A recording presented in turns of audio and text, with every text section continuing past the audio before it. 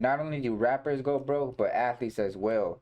I don't think either of them understand that life after sports is serious. You better have a plan B because your wealth and the expenses you had during that time period is not going to withstand throughout the years. You got to find a plan B, another skill, because you ain't going to be playing sports until you're 60. So let's see what's the issue with these people. 70 some odd percent of NBA players over the last few years had gone bankrupt, certainly have financial trouble. Yeah.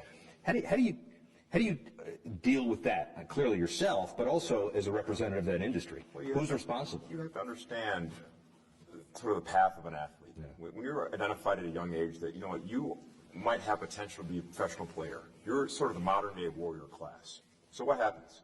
You start building walls around yourself, not allowing anyone to see physical weakness, emotional weakness, psychological weakness, financial weakness. So all of a sudden you're at the highest level. Most pro athletes are incapable of saying help me, and would rather go down with the ship, be it lose money or lose their families or lose themselves emotionally or psychologically, and ask for help. Yeah. And I think that all starts at a very early age. You mentioned 120 for 7, but after taxes, it's only 59.60. Yeah. So I wanted to ask you, if you get paid 120, do you pay 20% to your manager, 46% no, not that much, tax? Not that much. 4% to the agent, 10% to the manager. Okay. And I think 5 to 10% to a business manager. But that's not where the chunk goes. The chunk goes to the government. So yeah. I used to get all my money up front. So the first year when I received $20 million, it was 10.9. Yeah. And I spent most of that in 1 year being irresponsible. Because, you know, I had some money in the bank and I wanted to have some fun. So I bought a house cash, $3 million, bought a couple of Rolls Royces, took a couple of trips, and then my accountant reminded me. He said, no, you just spent half your check. And I wasn't even thinking about FICA and tax. Like, no, I did only spend about $6 million. And then he reminded me that, oh, the government gets 49 to 50%. So after that, I didn't make that mistake. But I had a nice big nest egg from Orlando and all my endorsements. So every now and then it's okay to splurge and have fun. But, you know, the guys that are in the 65% of being broke, they just every day, boom, boom, boom, boom, boom. Once you're a celebrity, you get money, it's like a coin flip toss. You're either going to be wealthy, you're going to maintain that wealth, or you're going to be broke completely. I didn't get paid by the Rams, like my signing bonus money, until probably right before training camp. You got that welcome to California check? I'm a fairly smart dude, but you don't understand how taxes work until it's your money. That first check hits, you see? Cut it in half. I'm gonna just put this in perspective, and it's just a small example. So they're we're gonna break it up into the installments, and so it's this money here, this chunk here, this small chunk here, this chunk, and then we're gonna give you the rest after the season. So one of the portions was $100,000. So at this point, you know, I'm thinking man, $100,000, that's big money. I'm good, I'm feeling good, bro. That check hit. And was $47,000. I was gonna say, bro. I called our player personnel. I'm like, yo, is there a mix-up? They messed up. It gotta be a mess-up, bro. I'm 47. That's on me 100. I'm like, how does 100 go to 47, bro? It's impossible. I'm like, who's getting the money? It's like for 2 days, I literally thought they messed up or somebody just took too much. How are you doing financially? I've been broke. I've been broke since '78. No. What do you mean, no? What do you mean you've been broke since '78? We don't have money. You think athletes have money? You made a fortune during your football career. No, dude. The people signing the check have a fortune. Well, okay, it's all relative, but to 99.9% of the population, you were making a fortune. Maybe not compared to the billionaire NFL owners, but 99% of the population. Where I'm from, right? I'm not rich. Or I'm not I'm well off, if that's what you say it. I'm well off. And you're still well off today? Yeah, I'm cheap. It's like, for instance, on Hard Knocks, shopping at Claire's. My jewelry has always been fake. Rolexes, diamonds, everything is cubic zirconia because it all shines the same when the light hits it. Best lesson you've learned over the years about money and finance would be what? Just save it. Period. He's not broke. He spends like he's broke. Big difference. And if you realize a lot of sports athletes, they don't even be wearing diamond chains like the rappers do. So I would like to debate, who do you think got more money, the rappers or the athletes? The ones who don't be showing the money or the people that be showing the money? Who got the most money? It looks better coming in than going out. NFL star Devontae Smith bought his house in New Jersey despite signing a 3-year contract worth $75 million. I'm not gonna lie, that's genius. If you look at that crib, it's probably worth what? $500,000 to like $700,000. People see that his contract is worth $75 million, but they don't understand how much he's taking home. How much of that money is guaranteed in his contract? And then y'all gotta think about taxes. They're gonna eat up like 40% of his bread. Hey, yo, is New Jersey a blue state? Because if you live in a blue state, they're going to find a way to tax you for everything. I live in Virginia. Property taxes, you got to pay property tax on a car, bro. You got to pay property tax on a horse. What? And whenever we talk about professional athletes, we always talk about the best ones. We never talk about the people who are in the middle or at the bottom. A lot of these players' careers really last like 3 to 5 years. And according to Charles Barkley, 80% of professional athletes go broke after retirement.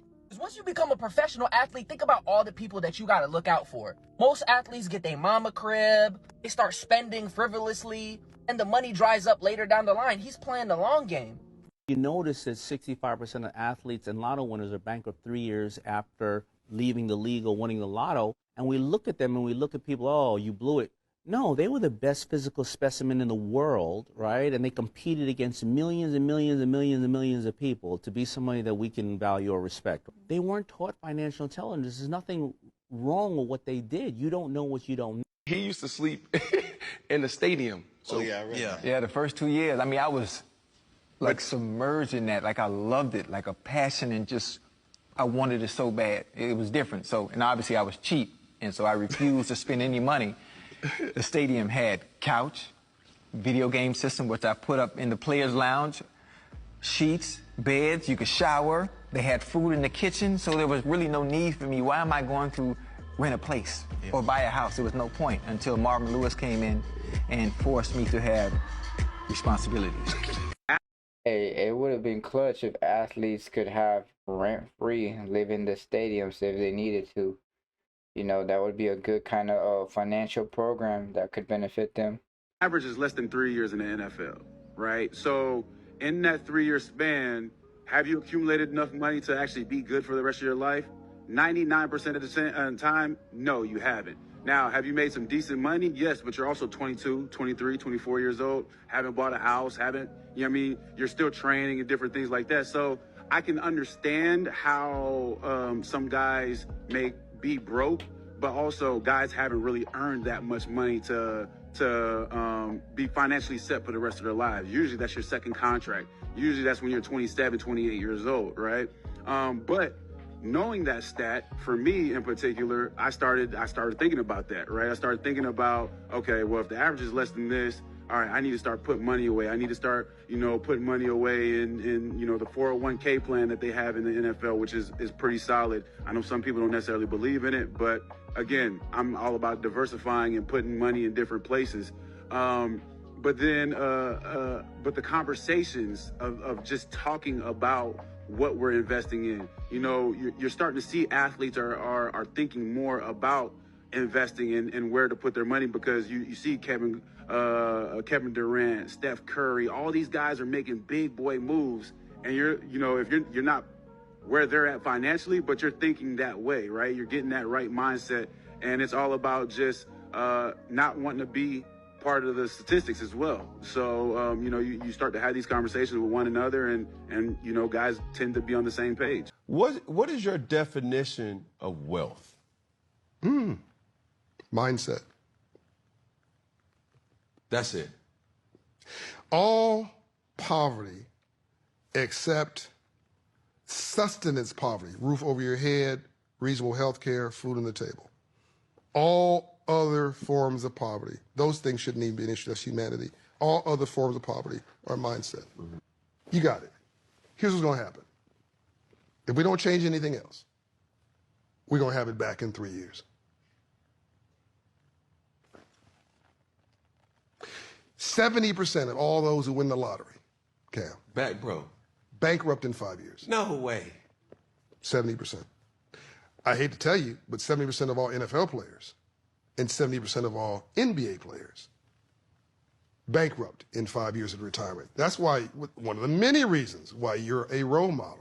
Don't have financial literacy, your ass will go broke no matter how much money you make. This is why we see professional athletes, boxers, football players, basketball players, baseball. It doesn't matter who. They will get $15-20 million purses. Like Holyfield right now lives in an apartment. Evander fucking Holyfield lives in an apartment in Philadelphia and is barely getting by. The dude was getting multiple millions of dollars per fight because he was surrounded by yes men, but no one took the time to teach him financial literacy so that he would have some assets, rental properties, like precious metals, like index funds, so that he can have residual income coming in, and that money would be out there working for him. 4 years is the average lifespan of an NBA career, and it take us 5 years after that to go broke.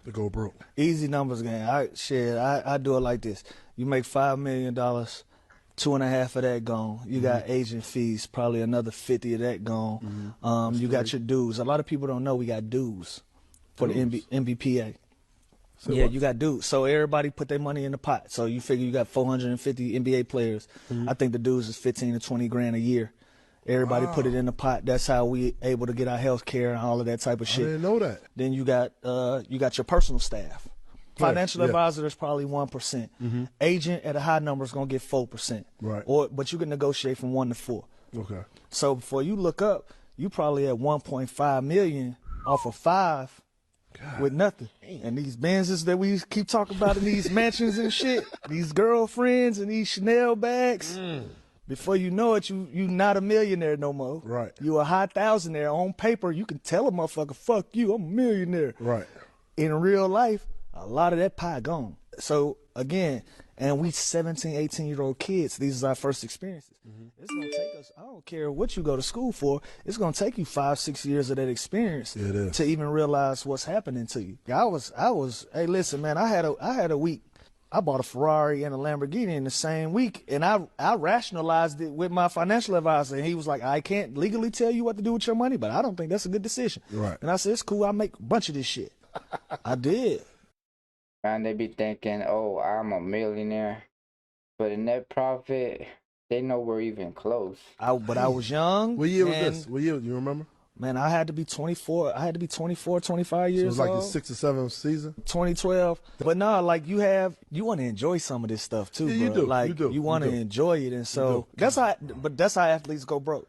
A lot of people think it's like you just got a reckless spending habit. Yeah. It ain't that we got reckless spending habits. We just got crazy overhead. And once the checks stop, it gets completely different. It's nobody sitting there giving you real numbers because it's coming in so fast. Money coming in so fast. That's just a contract. Like you might have a shoe deal. You might have some endorsements. So you feel like this shit is going to be forever. It was a culture shock to me. The first week I didn't get a big check from being retired. Where it was like, oh, I gotta figure this shit out. Yeah, like life has begun. Like I feel like my life really started when I retired, bro, because I never spent that much time at home. Miles James says if you can't budget 1,000, you can't budget 1 million. And that all comes to managing, your funds. That's true. You gotta know how to manage it. If you can't manage a credit card, you better not be getting into credit card debt, bro. Because then you really gonna make yourself even more stressed because you can't even manage credit. I never spent weeks at a time in my own crib. So is that another reason where they say a lot of when athletes retire, they get a divorce too? Because now they home so much. Hell yeah. You don't really know the woman you married? A lot of times when you see that an athlete went quote unquote broke, you tend to look at that athlete and say what the average person would say. How could that possibly happen? How could that possibly happen? He's a dummy. He's an idiot. Yeah, he's blowing it all on girls and cars. Totally. And irresponsible, blah, blah, blah. Now, when you are a young man and you do sign that first deal and you know that you've got some money coming towards you, what happens then? You want to buy your mom that house. You want to buy your dad that truck. Of course. You want to have your brothers and sisters be able to pursue the dreams and the careers that they often had and use your money to do it. But it must extend beyond the immediate family. It's everybody that you run into. Literally. Everybody that you knew growing up, somehow, some way, kind of reached out. Yes, indeed. You have family members that you never would have thought. You have friends with the best business ideas that can make both of you rich, but the only thing that the idea needs to come to life is your money. Mm-hmm. And if you want to lose money fast, I'll tell you 3 ways. Please, Record everybody. label, Yep. restaurant, Yep. clothing line. Okay. And here's a couple of more for the fine. Restaurants, record labels, and clothing lines. So these are what he's saying, what the worst investments you should make. Print, loans. But they're going to turn around and make so much money from that loan, though, Jalen. They're not paying it back. When do you learn to say no? You learn to say no when you're about to get into your second contract and you realize you spent your first one. Really? Yes. And that's when you start saying, you know what? I can't do this again. I can't be looking at Don't another do contract. it. Please don't do it. Because you're telling yourself then, I spent this first contract helping everybody out, including myself. And you laugh at all of the dumb purchases you made. And plus, you're older. So you're not going to make the same dumb mistakes that you were making earlier in your career. That's just an absolute fact. And that's why I like the Broke documentary, because it shows people that lost it from their agents. It shows people that lost it because their parents and divorces and having too many kids. What was one of your biggest financial? Hey man, Anthony Edwards in that situation, I think he got at least one kid. I know that. I think he got different baby mamas though. Correct me though if I'm wrong. But that boy out here, he being a menace. We talked about the Virtu phone. Yes, we did. We did. Okay. I was an $10,000 idiot that cell spent phone. $10,000 on a phone called a Virtu. You can Google it right now. I did. Yes, I did that. The mansion? What about the mansion? The mansion. I need to bring that in one day. The mansion is a bracelet that I bought that's the size of Ray Lewis's neck. And you've never worn it out. I actually have wore it out. Go ahead. Make sure y'all like up the video and comment down below. Give me some ideas if you got something that I should react to. And subscribe if you're new to the channel. Appreciate y'all. We're going to see you on the next one.